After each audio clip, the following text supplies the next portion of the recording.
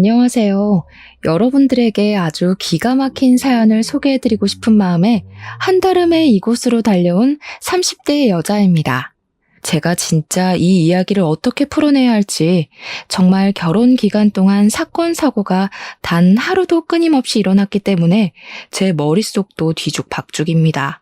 사연을 쉽게 풀어내고 싶은데 하고 싶은 말이 너무 많아서 어디서부터 손을 대야 할지 잘 모르겠습니다. 정말 이렇게 막막한 기분도 처음입니다. 하지만 최대한 굵직한 사건으로 여러분들의 재미가 있을 법한 이야기들로 추려서 한번 시원하게 제 이야기를 털어놓아 보려고 합니다.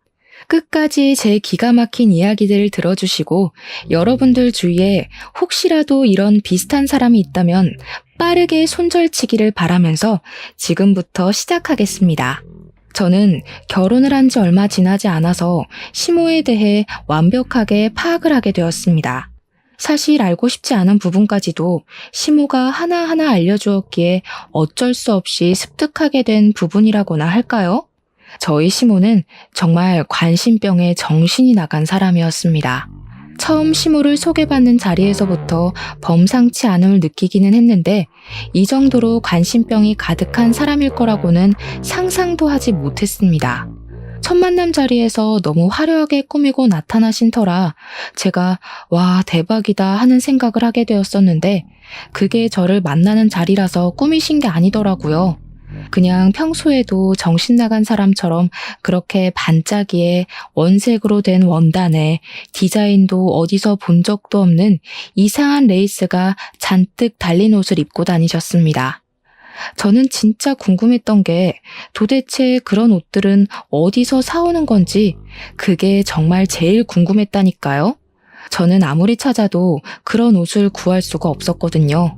오죽하면 제가 밤무대 의상인가 싶어서 그런 의상을 파는 곳까지 샅샅이 찾아봤는데 우리 시모 옷의 퀄리티는 그보다 한 수 위였습니다. 남편과 연애를 한 지 2년쯤 지나서 결혼 이야기가 슬슬 나올 때 그런 시모를 마주치게 되었으니 당연히 저는 결혼을 해도 되는 건가 싶은 생각을 하게 되었습니다. 저런 시모와 함께 길이라도 걷는다는 걸 상상하니까 얼굴을 들고 다닐 수 없을 정도로 쪽팔림이 확 몰려왔거든요. 상상을 해보세요, 여러분. 핫핑크색 원피스에 주먹만한 큐빅들이 전체적으로 박혀있고 어깨뽕은 목까지 올라와 있는데 소매와 치마 끝단에는 파란 레이스가 달린 옷을요. 세상에 진짜 연극 무대에서도 그런 옷은 튀어서 못 입을 것 같은데 아무튼 저는 시모 때문에 너무나도 사랑하는 남편과 관계가 흔들릴 지경이었습니다. 하지만 저 아니면 죽어도 안 된다는 남편의 말에 홀라당 넘어가서 절대로 하지 말아야 할 선을 넘어버렸죠. 네, 주변의 만류에도 불구하고 결혼을 하게 되었습니다. 친구들은 시모가 결혼식 날 새빨간 웨딩드레스라도 입고 나타나면 어쩌려고 그러냐 하면서 저를 놀려대곤 했습니다. 솔직히 저도 그런 걱정이 안 됐다면 거짓말입니다. 우리 시모에게 결혼식 날에는 한복을 입어야 한다고 신신당부를 했고 신랑 측 혼주 한복은 파란 계열이라고 말씀을 몇 번이나 드렸습니다. 결혼식 당일에 우리 시모가 중전마마들이 입는 한복을 입고 나타났을 때 저는 정말 세상이 무너지는 기분이었지만 그래도 한복으로 구색이라도 맞춰주셔서 감사했습니다. 물론 친구들 사이에서는 두고두고 씹어먹을 수 있는 육포 같은 이야기로 남아버렸지만 말입니다. 결혼 후에 알고 보니 저희 시모는 블로그를 운영하시면서 돈을 벌었던 사람이었습니다. 협찬이나 광고를 받으면서 요란스럽게 블로그에 포스팅을 하고 소액의 현금을 받아 챙기는 소위 말하는 인플루언서 같은 느낌의 여자였다고나 할까요? 그래서 항상 그렇게 화려한 옷을 고집하고 본인이 제일 튀어야 한다는 생각을 가지고 살아가고 있었던 것이었습니다. 아무래도 그렇게 하는 편이 주위의 이목을 집중시키기에 좋고 포스팅을 했을 때 인기가 훨씬 많았기 때문에 본인의 관심병을 최대한으로 발산하고 다닌 거죠. 저는 젊은 사람들만 그런 일을 하는 줄 알았는데 시모가 진짜 인기가 꽤 많았는지 블로그에 방문하는 사람들도 한둘이 아니라 하루에 몇백 명, 천 몇백 명을 찍는 사람이었습니다. 댓글들에 시모 보고 추하다고 욕을 하는 사람들도 있었지만 대부분은 시모의 그런 파격 행보를 응원하고 용기를 얻고 간다는 사람들이었습니다.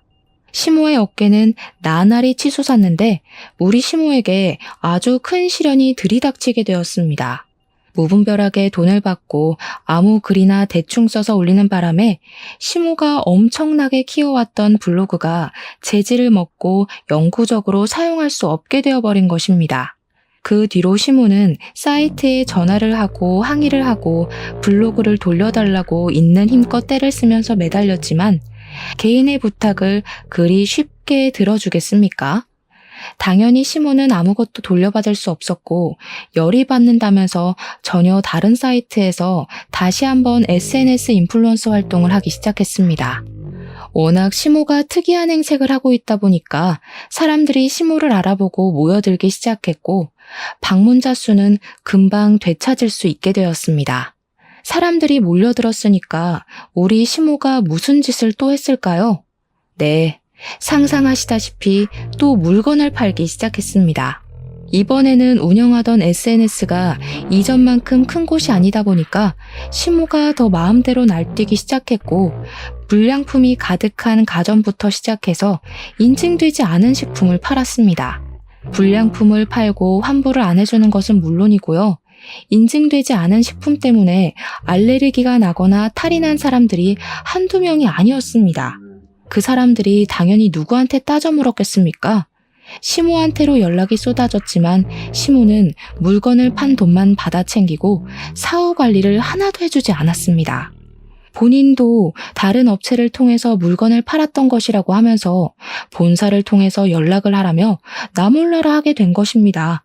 피해를 입었다는 사람들 한둘이 아니었고 그 사람들이 전부 시모에게 화를 내며 소송을 걸었습니다. 시모는 순식간에 피의자가 되었습니다. 소송을 당한 뒤에 과대 광고 및 불량품을 판 혐의로 벌금까지 물었는데도 불구하고 시모는 전혀 반성의 기미가 보이지 않았습니다. 물건을 판매하고 얻는 수익이 얼마나 되는지 아냐며 저와 남편에게 훈계를 하기까지 했고요. 별의별 사이트를 통해서 물건을 팔아치우기 시작했습니다. 밀려드는 주문에 시모의 휴대폰은 쉴 틈이 없을 정도였고 당연히 시모는 집안 살림에서 완벽하게 손을 떼고 사치품을 모으는 데에만 집중을 했습니다. 그런데 우리 시모가 법에서 얼마나 자유로운 사람처럼 굴었는지 글쎄 물건을 떼다 팔고 장사를 하면서 사업자 신고도 한 번 안 하고 돈만 챙긴 겁니다.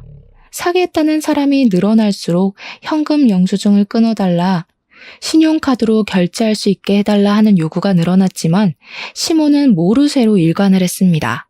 제가 시모에게 사업자 신고를 하는 게 좋지 않겠냐고 했더니 그러면 세금을 내야 하지 않느냐며 절대로 그런 방법으로는 돈을 벌 수 없다고 하더라고요. 한마디로 벌금으로 수백만 원을 내고도 정신 못 차리고 탈세를 하고 있었던 것이었습니다.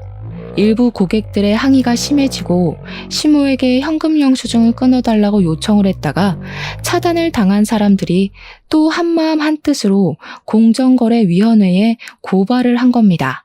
당연히 국세청에서 시모의 자금에 대한 신고를 받고 조사를 하기 시작했고요. 몇 번이 아니라 몇 년 동안 탈세를 한 것이 밝혀지고 말았습니다. 당연히 세금을 거둘 수 있는 빌미가 생겼으니 국세청에서도 시모에게 벌금 내놔, 세금 내놔 하지 않았겠습니까? 한두 번이 아니라 몇 년치의 세금을 때려 맞다 보니까 시모에게 정말 어마어마한 벌금이 내려지게 되었습니다. 시모는 갑자기 쏟아지는 벌금에 놀라서 시부에게 저와 남편에게 도움을 요청했지만 저희가 사실 도와줘야 할 의무가 없지 않겠습니까? 돈도 없었고요. 시모는 어떻게 가족끼리 이렇게 등을 질 수 있냐고 노발대발 하셨는데 그동안 벌었던 돈으로 저희에게 밥 한 번 사주신 적이 없는 분이 너무한 것 아닐까요? 오죽하면 나름 효자인 우리 남편까지도 시모한테 그거는 못 도와준다면서 벽을 딱 치고 연락도 받지 않더라고요. 시모는 억울해하면서 시부에게 도움을 요청했는데 그동안 시모가 하고 다니던 행색도 블로그를 운영하는 것도 마음에 들지 않았던 시부가 쌓아온 것들을 터뜨리셨습니다. 내가 쪽팔린다고 그런 식으로 행동하고 다니지 말라고 몇 번을 말했어. 내가 진짜 당신이 하는 짓에 진절머리가 난다. 아주 꼴도 보기 싫다고. 아니, 당신은 어떻게 마누라한테 그런 소리를 할 수가 있어? 내가 뭐 알았으면 잘했겠지. 모르니까 실수할 수 있는 거 아니야. 도와주라고. 내가 평생 돈 벌어다가 생활비 주고 부족하지 않게 해줬는데 굳이 그런 짓을 해가면서 돈을 벌어야 하는 이유가 뭐야? 사치 때문 아니야? 시부와 시모의 싸움은 줄어들 기미가 보이지 않았고 결국에는 시부가 시모에게 이혼을 선언하셨습니다. 시모는 처음에 시부가 진짜 이혼 도장을 찍을 거라 생각을 하지 못했는지 당당하게 이런 허울 하나 감싸주지 못하는 남자랑은 더 이상 살 이유가 없다며 이혼을 하겠다고 하셨습니다. 하지만 시부는 순도 100%의 진심이었고 오기로 버티던 시모는 결국 시부와 이혼을 하게 되었습니다. 이혼을 말리던 저희도 시부의 단호한 말에 어쩔 수 없이 수긍을 했습니다. 시부와 시모가 이혼을 하던 날 시부의 표정이 얼마나 홀가분하던지 진짜 자유를 찾은 사람처럼 보였달까요? 이 모든 일이 제가 결혼한 지 3개월 만에 일어난 일이었습니다. 진짜 제가 그 3개월 동안 하루도 빠짐없이 터지는 사건 사고에 탈모가 찾아올 지경이었습니다. 물론 남편에게 그동안 시부가 얼마나 마음고생을 했는지 화려한 간신병 시모를 데리고 다니면서 얼굴을 들고 다니지 못한 날이 얼마나 많았는지 다 전해 들었었습니다.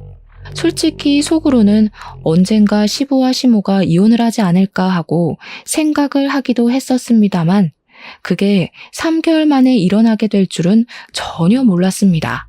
저희 부모님께 어떤 식으로 시부모의 이혼을 전해야 할지도 모르겠고 정말 쪽팔려서 이걸 꼭꼭 숨겨야겠다고 생각하기도 잠시 저에게 아주 기가 막힌 일이 터졌습니다. 그건 바로 시부가 시모를 무일푼으로 자기 집에서 나가라며 쫓아낸 바람에 오갈 곳 없는 시모가 저희 집으로 찾아와서는 당당하게 방을 내놓으라고 하신 겁니다. 어느 날 갑자기 찾아온 시모는 저에게 재앙을 가져다 주었습니다. 도대체 그동안 벌었던 그 많은 돈들이 다 어디로 사라졌는지 궁금했다니까요. 아무튼 저는 당황해서 시모에게 오셔도 왜 우리 집에 오시냐고 했더니 시모가 그러더라고요. 내가 뭐 못 올 때 왔니? 내 아들이 사는 집에서 같이 살겠다는데 뭐가 문제냐고. 시모는 자연스럽게 잔뜩 들고 온 짐을 어디다 풀어야 하냐고 물어보셨고 저는 그런 시모를 멍하니 바라보고 있는데 남편이 대뜸 옆에서 짐을 가져가더라고요. 작은 방에서 지내는 게 좋겠다면서 그 무거운 짐을 턱턱 들어서 작은 방으로 옮기고는 시모 덮고 잘 이불을 가져오라는데 제가 무슨 소리를 들은 건가 싶었습니다. 신혼 5개월 만에 벌어진 일이라 저는 일단 아무런 대처도 할 수 없었습니다. 같이 부대 끼고 산 지 몇 년이 되었다면 제 의견을 피력하기 훨씬 쉬웠을 겁니다. 하지만 결혼한 지 얼마 지나지 않아 터진 소송에 탈세 혐의, 시부와의 이혼, 그리고 짐 싸들고 집으로 찾아온 것까지 제가 감당하기에 너무 벅찼습니다. 저는 당연히 시모가 며칠만 있으면 집을 얻든 아니면 시부네 집으로 가든 어떻게든 처리가 될 것이라고 생각하고 딱 일주일만 참자는 생각으로 버텼습니다. 응당 사람이라면 아들 부부가 사는 집에서 눈치가 보여서라도 오래 못 있지 않겠습니까? 제가 대면대면하게 대하면 시모도 불편함을 느낄 거라고 생각을 한 거죠. 물론 저의 그 모든 생각이 아주 안일한 생각이었다는 걸 뒤늦게 깨닫게 되었지만 말입니다. 여보, 나랑 상의도 없이 어머님을 집에서 지내라고 하면 어떡해? 내가 불편할 걸 생각도 안 해봤어? 당신이야, 당신 어머니지. 나한테는 시어머니야. 우리 엄마 SNS 중독자인 거 몰라서 그래? 신경 쓸 거 하나도 없어. 그냥 엄마 알아서 할걸? 그래도 나한테는 시어머니니까 내가 당연히 눈치 보게 되지 않겠냐고. 그럼 어떡하라는 건데. 엄마 보고 길에서 자라고 해? 아들 집에 남는 방이 떡하니 있는데. 남편의 말 또한 반박하기 어려운 말이라서 한 번만 참아보자 하는 마음으로 버티기 시작했습니다. 제가 계속 불편해하면 남편이 제 편을 들어줄 거라고 생각을 했는데 정말 일주일쯤 지나니까 일부러 그러려고 한 게 아닌데도 자동으로 눈살이 찌푸려지더라고요. 집이 개판도 이런 개판이 될 수 있나 싶을 정도로 어지러워지기 시작했습니다. 저는 정말 최소한의 물건만 두고 살자는 주의거든요. 이것저것 많이 들여놔봐야 잘 쓰지도 않을 거고 관리하는데 어려움이 있으니까 필요한 생필품 몇 개를 제외하고는 딱히 물건을 사두지 않았습니다. 그럼에도 불구하고 집안이 온통 어질러지기 시작했습니다. 이유는 당연히 시모 때문이었습니다. 시모가 평생을 전업주부로 살아왔는데 살림 하나를 못하겠습니까? 시부와 사는 동안에 시모가 집안일을 책임졌기 때문에 오히려 저보다 베테랑입니다. 그런데 저희 집이라는 이유를 뻔뻔하게 대면서 손 하나를 까딱하지 않고 지내시더라고요. 정리는 며느리가 다 해야지. 내 집 살림도 아닌데 내가 함부로 건드렸다가 망가지기라도 하면 어떡하니? 누가 보면 제 물건에 손을 하나도 대지 않는 것처럼 보일 수도 있겠지만 우리 시모는 SNS에 새로운 사진을 올려야 한다고 하면서 집에 있는 몇 개 없는 소품들을 다 끄집어내더라고요. 제가 예쁜 그릇을 모으는 취미가 있었기에 그릇이 꽤 많은 종류로 다양하게 있었는데 시모가 그걸 귀신같이 알고는 자꾸 그릇을 꺼내서 사진을 찍는 겁니다. 그냥 자기가 새로 산 화장품이라며 거짓말을 치고 협찬 사진을 올릴 때에도 제가 모은 비싼 그릇을 꺼내놓고 사진을 찍는 게 아니겠습니까? 그릇이라는 게 싼 건 또 싸지만 비싼 건 진짜 헉소리나게 비싸지 않겠습니까? 다들 살림을 하시는 분들이시니 아실 거라고 믿습니다. 우리 시모는 보는 눈도 기가 막히지 비싸도 제일 비싼 그릇들만 꺼내서 사진을 찍고는 정리도 제대로 안 하고 그냥 널브러져 놓는 겁니다. 그러다가 잘못 건드려서 깨지기라도 하면 어쩌려고 그러는지 한정판 브랜드 그릇들만 꺼내서 자랑하듯이 사진을 찍는데 왜 SNS에 잘 사는 사람들만 보이는지 알겠더라고요. 그 사진 한 장 찍는 것에 목숨을 걸면서 어떻게든 최고급으로 제일 비싼 걸로 주렁주렁 장식을 하려고 하니 모두들 갑부로밖에 보이지 않는 것이었습니다. 제가 정리까지 싹 해둔 그릇들을 죄다 꺼내서 사진을 찍고 몇 개는 이가 나간 것도 보이더라고요. 다른 건 몰라도 제 취미생활을 건드리니 제가 열이 받았습니다. 어머님, 언제까지 저희 집에서 지내실 거예요? 솔직히 저희 집에서 지내시는 거 저 너무 불편해요. 제가 모은 그릇들 말도 없이 쓰는 것도 그렇고요. 저거 저도 아까워서 그냥 구경만 하는 그릇인데 며칠 전에는 없었던 이가 생겼더라고요. 어머님이 하신 일이죠. 왜 허락 없이 제 물건을 막 쓰세요? 예, 그거 좀 쓸 수도 있지. 너 내가 한 달에 버는 돈이 얼만 줄 아니? 저런 그릇들은 수두룩하게 사줄 수 있어. 걱정하지 마. 그럼 사주시고 말씀하시던가요. 어머님 SNS 활동도 활발하게 하시고 돈도 버시는 것 같던데 집은 언제 구해서 나가실 거예요? 그 말이 끝나기 무섭게 시모가 갑자기 엉엉 우시는 게 아니겠습니까? 저는 처음에 너무 당황스러웠습니다. 눈물만 뚝뚝 흘리시는 게 아니라 엉엉 소리를 내서 우셨거든요. 물론 그것 또한 자기가 불리한 상황이 들이닥치니 저절로 나오게 된 생활 연기라는 걸 나중에 알게 되었습니다. 그때는 꿈에도 몰랐었어요. 그게 연기인지. 시모는 바로 남편에게 전화를 걸어서 말도 안 되는 소리를 하며 저를 모함하기 시작하셨습니다. 그것도 제가 보는 앞에서 천연덕스럽게 없는 말을 지어내시더라고요. 예, 아들아. 며느리가 글쎄 나한테 집에서 나가란다. 내가 갈 곳이 어디 있다고 나를 내쫓는 거라니? 아들이랑도 상의된 내용인 거 맞지? 뭐? 며느리 혼자 독단적으로 결정을 한 거라고? 아이고, 내가 서러워서 살겠나? 나가 죽어야지. 그날 저녁에 퇴근을 하고 돌아온 남편이 저를 붙잡고 성질을 팍팍 부리는 겁니다. 그도 그럴 것이 시모가 틈만 나면 남편에게 전화를 걸어서 며느리가 나를 내쫓는단다, 나보고 나가란단다, 나는 어디서 먹고 자냐면서 난리를 쳤거든요. 우리 엄마 보고 집 나가서 살라고 했어? 어떻게 우리 엄마한테 그런 소리를 할 수 있냐? 우리 엄마가 불쌍하지도 않아? 돈도 잘 버시는 것 같은데 집 언제 구하실 거냐고 물어본 거야. 나가라고 한 적 없어. 그리고 불쌍? 눈치 보면서 하루 종일 집 치우는 나는 안 불쌍하니? 너한테나 너네 엄마지. 우리 엄마가 만약 이런 상황이었으면 사위 눈치 보여서 집에 찾아오지도 않았을 거야. 남편과 제가 냉전을 하게 되면서 시모는 제가 한풀 꺾인 것이라고 생각을 했는지 더욱더 날 뛰어다니기 시작하셨습니다. 인플루언서 생활을 하면서 알게 된 친구들이 한둘이 아니더라고요. 그 친구들이랑 무슨 술을 그렇게 허구한 날 마셔대는 건지 아들 집에서 산다는 자각이 없으신 것 같았습니다. 술을 마시고 밤 10시, 11시에 들어오면 저도 시모가 스트레스 풀로 나가는구나 하고 말겠죠. 근데 매번 새벽 2, 3시에 들어오시는 게 아니겠습니까? 도대체 친구분들도 뭘 하시는 분들인 건지 그 시간이 되도록 집 밖에 싸돌아다닌다는 게 말이 됩니까? 그것도 나이도 지긋하신 분들이. 더 기가 막힌 건 말입니다.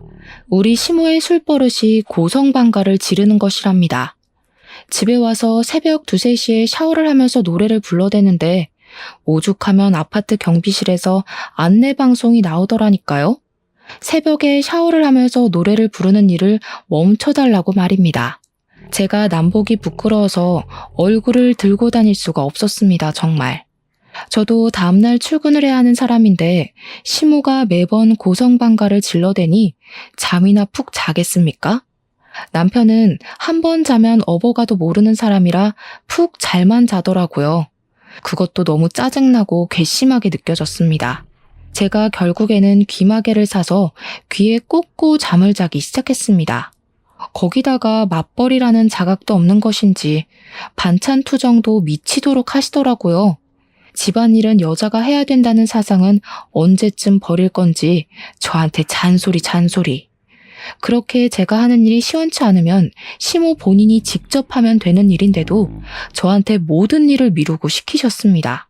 너네는 맞벌이 부부씩이나 되면서 돈이 궁핍하니? 고기 좀 사 먹자. 고기 좀 구워와봐라. 어떻게 된 게 집에 햄도 하나 없니? 내가 참치 통조림이나 먹으면서 버텨야겠어? 너네는 나에 대한 배려가 전혀 없다. 도대체 나이가 몇 갠데 아직도 햄만 찾으면서 반찬 투정을 한단 말입니까? 이런 시모와 수십 년을 함께 살았던 시부가 존경스럽게 느껴질 정도였습니다. 두 분이 이혼을 한 이후에 제 삶이 완벽하게 달라졌다고 말해도 과언이 아닐 정도였으니까요. 저는 그날 이후로 항상 냉장고에 햄과 소시지를 사다 놓기 시작했고 언제든지 시모가 간단하게 먹을 수 있는 반찬들을 구비해야 했습니다. 남편과 시모는 저의 노력을 어느 날부턴가 당연스럽게 생각했고 제가 일이 바빠서 준비를 하지 못하는 날에는 둘이 동시에 저에게 투정을 부리더군요. 물론 투정을 가장한 빈정거림이었기에 저의 인내심에는 한계가 찾아왔고 저는 더 이상 참아야 할 필요성을 느끼지 못해 눌러 쌓아둔 것을 터뜨리기로 결심했습니다. 그 뒤로 타이밍만 보면서 남편과 완전히 냉전인 상태로 지내고 있었습니다. 집도 반반, 결혼 딱딱 맞춰 했는데 왜 시모를 모시고 살아야 한다는 건지 어이가 없었죠. 제가 전생에 나라를 팔아먹은 이완용이었나 생각까지 하게 되었습니다. 분명 연애하고 결혼을 결정할 당시만 해도 이런 일이 생길 거라곤 상상도 못했으니까요. 제가 언젠가 터뜨리려고 눈치만 보고 있는데 우리 시모는 그런 분위기 파악조차 못하는 건지 무슨 택배를 허구한 날 시켜대는 게 아니겠습니까?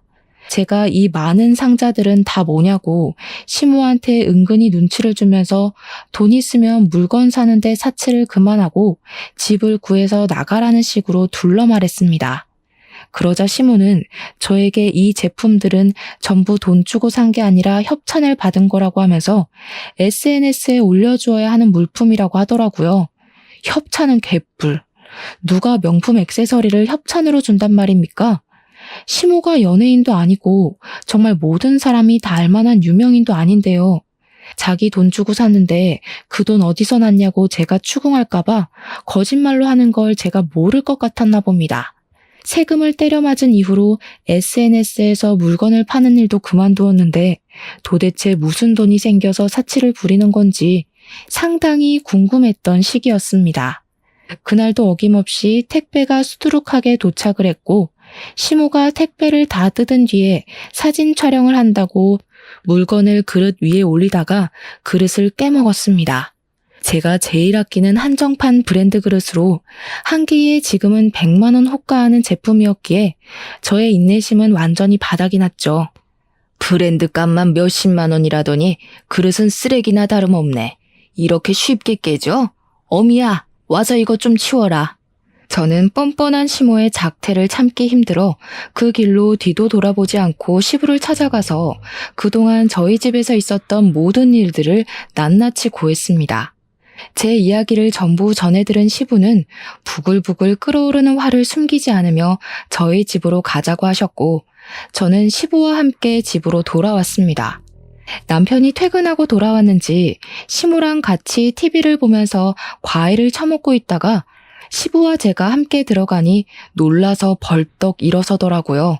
시모가 시부를 보고 입을 삐죽이면서 여기는 왜 왔냐고 물어보며 은근히 다시 집으로 불러주기를 기대하는 것 같았습니다. 이 망할 요팬네가 이혼할 때 내가 애들한테 민폐 끼치지 말고 원룸이라도 얻어나가라고 보증금 줬어 안 줬어? 근데도 이런 짓을 해? 어? 아들 부부 보기 부끄럽지도 않아? 허구한 날 사고만 치고 도대체 그 보증금은 어디다 썼길래 여기서 이러고 있어? 아들 부부까지 이혼시키고 싶은 게야 지금? 알고 보니까 이혼을 할 당시에 시부가 집을 나가라고 하면서 시모에게 원룸 하나를 얻을 수 있는 보증금 3천만 원을 줬다는 겁니다. 그렇게 좋아하는 SNS 장사를 하든 말든 마음대로 하라고 이 돈 받고 끝내는 거라고 하면서 저희 부부의 집에 민폐를 끼치지 말라고 신신당부를 했대요. 하지만 시모는 그런 모든 걸 싹 입씹고는 그 3천만 원으로 되지도 않는 사치를 해대면서 저희 집에 눌어붙고 있었던 것이었습니다.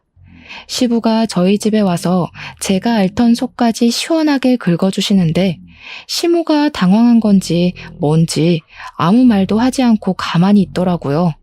시부가 당장 나오라고 끌고 가려고 하는데 시모가 저를 표독스럽게 째려보면서 화를 내는 게 아니겠습니까?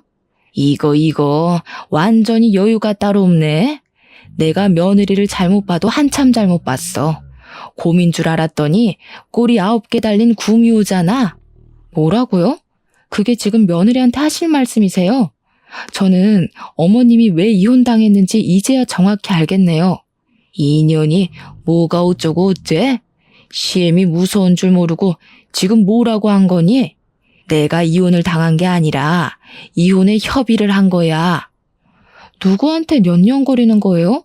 우리 집에 와서 어머님이 한 게 뭐가 있어요?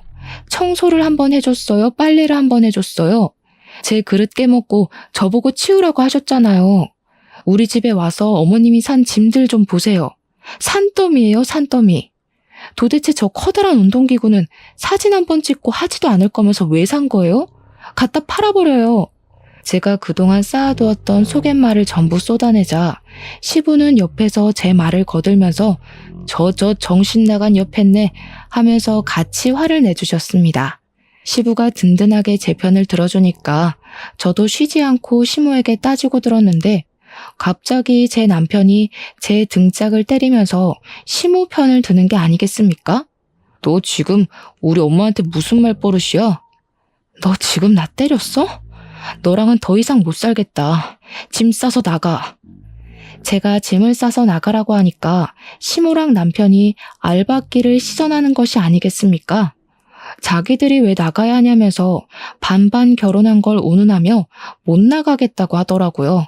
시부는 그런 시모를 끝까지 쫓아내려고 했지만 시모가 이미 남인 사이에 뭘 참견을 하냐면서 시부에게 당장 나가라고 되려 큰 소리를 쳤습니다. 화가 머리끝까지 난 시부는 시모와 실랑이를 벌이다가 결국 화를 참지 못하시고 먼저 시댁으로 돌아가셨고요. 저는 2대1의 싸움을 시작했습니다. 남편과 저는 네가 나가라, 아니다 네가 나가야 된다 하면서 싸우다가 결국 의견을 좁히지 못했습니다. 나는 둘이고 너는 혼자니까 네가 나가. 친정에 가면 되잖아. 반반 결혼했는데 내가 왜 나가? 아버님이 어머님한테 준 돈으로 원룸 얻어서 나가. 한참을 싸우다가 서로 지고 싶지 않고 억울하고 싶지 않은 마음에 완벽하게 집을 반으로 갈라서 생활하기로 협의를 보았습니다. 안방은 제가 쓰고 안방 화장실도 제가 쓰기로 했습니다. 거울 화장실이랑 작은 방 2개는 남편과 시모가 쓰는 것으로 협의를 보았습니다. 거실 소파도 딱 반, 부엌도 딱 반으로 갈라서 쓰기 시작하고 네 물건이다 내 물건이다 하나하나 따지면서 시끄럽게 살기 시작했습니다. 저는 오히려 편하더라고요. 밥도 제가 먹을 것만 딱딱 준비하면 되고 제 물건을 아무도 건드리지 않으니 오히려 정리할 게 별로 없어서 좋았습니다. 그렇게 말도 안 되는 냉전 상태로 버티기를 3주쯤 지났을 때였습니다. 잠깐 편의점에 갔다가 집에 돌아갔는데 시모가 제 화장실에서 뭔가를 들고 나오는 게 아니겠습니까? 꼬투리 잡을 게 생겼다 싶어서 달려가 시모 손을 확 잡아챘더니 글쎄 손바닥에 제가 아껴 쓰는 엄청 비싼 헤어 트리트먼트 한 덩어리가 있지 않겠습니까? 얼마나 어이가 없던지. 그렇게 사치를 즐기면서 헤어 트리트먼트 살 돈은 없는 건지 싶어서 제가 비웃음을 피식 흘렸습니다. 제가 손바닥에 짜낸 트리트먼트를 덜어내고 짜증나서 제 맨머리에 발라버렸더니 시모가 기겁을 하면서 부들부들 떨더라고요. 제가 그렇게까지 치사하게 굴 줄 몰랐던 건지 시모가 어이없어 하는데 그 표정이 너무 웃겨서 진짜 통쾌할 지경이었다니까요. 제 물건에 함부로 건드리지 마시죠. 언제 남이 될지도 모르는 사이에 말하는 싹수하고는 그렇게 치사하게 굴다가는 대머리 된다. 그건 어머님이 더 걱정하셔야 할 것 같은데. 저 머리숱 엄청 많아서 괜찮아요. 그리고 제가 치사하게 된 이유를 생각해 보시면 좋겠네요. 그 뒤로 일부러 저 보란 듯이 집에서 고기를 구워 먹지를 않나, 둘이 외식을 하고 오지를 않나, 진짜 짜증나게 굴더라고요. 참다 제가 더 이상은 이렇게 사는 게 아닌 것 같다는 생각이 들어서 남편에게 이혼을 하자고 이혼 서류를 들이밀었습니다. 제가 막상 이혼을 하자고 하니까 갑자기 남편이 그건 아닌 것 같다면서 저를 말리려고 들더라고요. 아니긴 뭐가 아니야? 이렇게 사느니 그냥 이혼하는 게 낫지. 이 정도면 네가 숙이고 들어와야 정상 아니야? 진짜 독하다 독해. 나도 할 만큼 하고 참을 만큼 참았어. 도대체 자기가 한 일이 뭐가 있다고 집에서 저 보란 듯이 고기만 구워 먹던 놈이 뭘 참았다는 건지 어이가 없었습니다. 이혼을 하자고 선언한 이후에 저희는 눈도 마주치지 않게 되었는데 우리 관심병 말기 환자인 시모가 글쎄 SNS에 요즘 유행하는 거라며 강아지를 하나 데려온 게 아니겠습니까? 요즘 뭐 반려동물을 데리고 키우는 모습을 보여줘야 댓글이나 조회수가 늘어난다고요. 책임도 지지 못할 강아지를 키우겠다는 겁니다. 저 진짜 졸도해버리는 줄 알았습니다. 갑자기 개를 키우겠다고 하니까 당연히 정신 나가지 않겠습니까? 거기다가 이 개가 시모를 닮아도 쏙 빼닮은 겁니다. 조금만 해가지고 이를 드러내면서 하루 종일을 컹컹 짖어대는데 더 이상은 못 살겠다 도망가자 싶었습니다.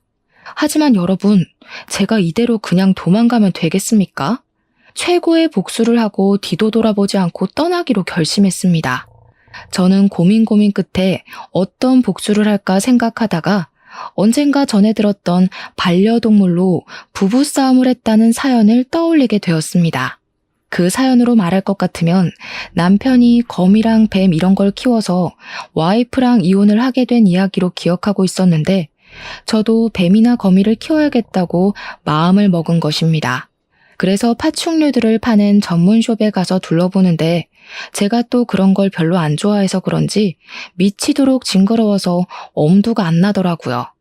거기다가 먹이도 벌레랑 개구리 같은 걸 줘야 한다고 하는데 제가 또 벌레를 엄청나게 무서워하거든요. 그래서 뱀이랑 거미를 포기를 하게 되었습니다.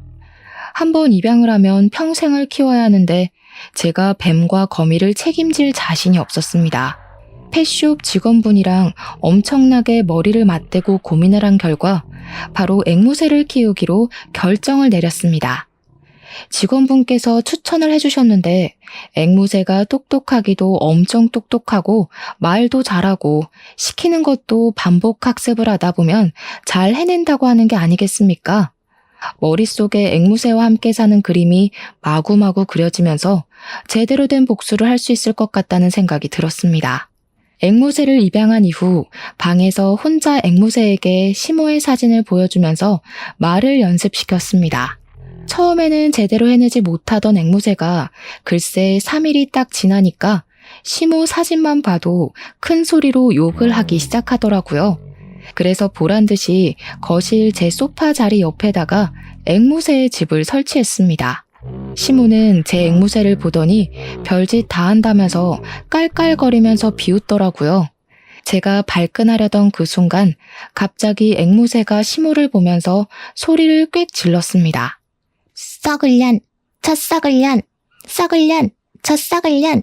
제가 시모의 사진을 보여주면서 연습을 시킨 보람이 드디어 빛을 발하게 된 것입니다. 앵무새가 시모를 향해서 고개를 까딱이며 썩을년 하니까 시모의 표정이 딱딱하게 굳어서는 앵무새한테 저게 지금 뭐라고 하는 거냐며 분노를 금치 못하더라고요. 제가 썩을년이라고 할 때마다 간식을 주었더니 저에게 간식을 달라고 날갯짓을 하는데 어찌나 속이 시원하고 귀엽던지 바로 앵무새에게 간식을 전해주면서 시모에게 웃으면서 말했죠. 동물도 원래 좋은 사람, 나쁜 사람 구별한다고 하잖아요. 그 이후에 또 사이다 같은 일이 펼쳐졌습니다. 저희 시모가 약간 탈모가 있으시거든요. 그래서 제 헤어 트리트먼트도 몰래 가져다 쓴 거였고요. 하지만 유전자의 힘이 워낙 강하지 않겠습니까? 저희 남편 또한 탈모의 증상이 서서히 나타나고 있었고 앞머리부터 벗겨지기 시작하더라고요. 30대 후반의 나이가 되니까 바닥에 떨어지는 머리카락의 양도 늘어나고 M자 탈모가 눈에 띄게 진행이 되고 있어서 남편은 병원에서 탈모약을 처방받아서 먹고 있었습니다. 물론 저는 그 사실을 다 알고 있었으니 남편이 예민하게 생각하는 머리카락을 가지고 복수를 해야겠다 결심을 했습니다. 일부러 남편이 퇴근하는 시간에 맞춰서 앵무새를 집안에 풀어다 놓았고 이번에도 역시 간식을 주면서 남편의 머리채를 뜯는 연습을 시켰습니다. 말을 하는 것보다 행동을 가르치는 게 훨씬 오래 걸리긴 했지만 노력하는 자는 빛을 발한다고 하지 않았겠습니까? 어느 날 퇴근하고 온 남편의 머리 위에 앉은 앵무새는 그 가느다란 발가락과 부리를 가지고 남편의 머리카락을 쥐어뜯기 시작했습니다. 모근이 단단하게 붙어있는 머리카락을 죄다 쥐어뜯으니 남편이 고통스럽기도 하고 혹시라도 탈모가 두드러질까봐 걱정도 되었겠죠. 하지만 하늘은 재빨리 날아다니는 새를 자기가 무슨 수로 잡겠습니까? 번번이 잡으려고 할 때마다 쏙쏙 도망치는 앵무새 때문에 남편은 화가 머리끝까지 난 것 같았습니다. 진짜 어찌나 통쾌하고 기분이 좋던지 세상을 살면서 이렇게 기분 좋은 복수를 해본 적도 없는 것 같습니다. 남편이고 시모고 할 거 없이 앵무새에게 화만 내니까 우리 앵무새도 자기를 예뻐하는 주인을 알아보지 않겠습니까? 시모만 보면 썩을려나고 남편만 보면 머리를 쥐어뜯으니까 시모랑 남편이 드디어 앵무새를 치우라고 하더라고요. 어머, 반려동물을 어떻게 쉽게 파양하나요? 여기 반절은 제 집인데 제가 열심히 키울 거예요. 내가 저 망할 앵무새 때문에 머리가 다 아프다. 내가 개를 키워서 반항심에 키우는 거면 개를 지방에 있는 내 동생 집으로 보내마. 시모는 정말 앵무새가 싫었는지 다음날 바로 충청도에 있는 이모님을 불러서 강아지를 보내버리셨습니다. 하지만 제가 확답을 했던 것도 아니고 왜 앵무새를 다른 집으로 보내야 하나요? 저는 그런 시모와 남편을 무시하고 새를 계속 키웠습니다. 제가 앵무새와 행복하게 지내는 동안 남편의 머리는 점점 비어가기 시작했고 결국 저에게 앵무새를 치우지 않으면 이혼을 하겠다고 하더라고요. 그게 바로 제가 바라던 바 아니겠습니까? 이혼을 하기로 결정을 내린 뒤 서류를 작성하고 협의 이혼으로 진행하자고 말이 나왔습니다. 반반 준비한 만큼 정확하게 반반 갈라서 나눠 가지자고 서류에 공증도 받고 정말 철천지 원수처럼 으르렁거리고 있었습니다. 앵무새로 복수를 준비하긴 했지만 솔직한 말로 이런 식으로 끝을 내기에는 조금 찝찝하고 서운한 마음이 들더라고요. 그동안 같이 살면서 제가 시모에게 당했던 그 거지 같은 일들을 이렇게 쉽게 끝내줄 수 없다는 생각이 번뜩 스친 겁니다. 저는 바로 인터넷에 글을 올렸습니다. 어떤 글이냐고요? 바로 시모가 자주 활동하는 인터넷 카페 사이트에다가 시모의 모든 가면을 벗겨내는 글을 올린 것입니다. 우리 시모가 그 카페에서 얼마나 어이없는 가면을 쓰고 다녔냐면요. 매번 사치품들을 올려대고 사진으로 온갖 보정을 다하면서 자기가 대기업 사모님인 것처럼 행동하던 곳이었습니다.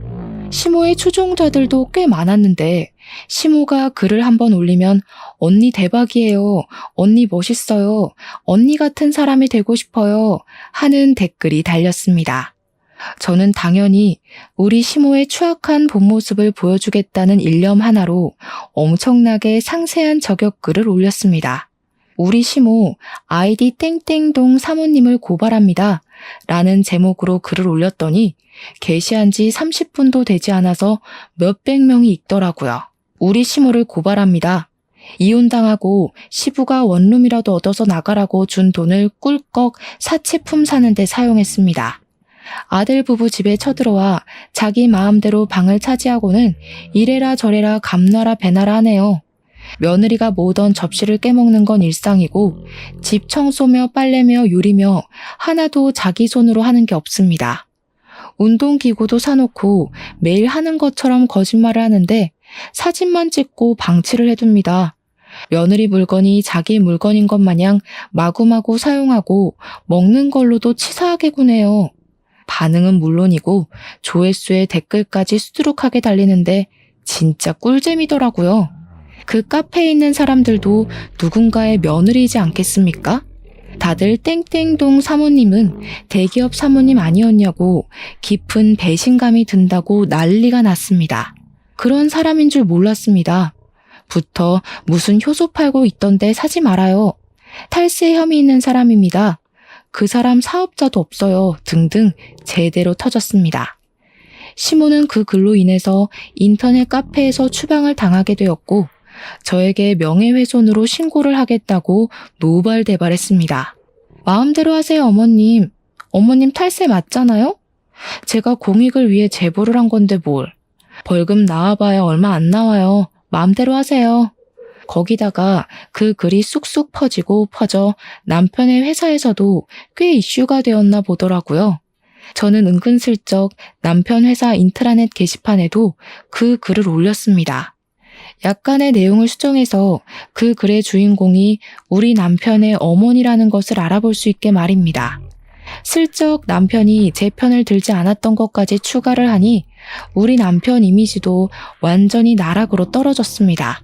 속 시원한 복수를 하고 나서 저에게 달려드는 그 둘을 완벽하게 제지하고 저는 이혼을 했으며 정확하게 반반 나눠 재산을 챙겼습니다.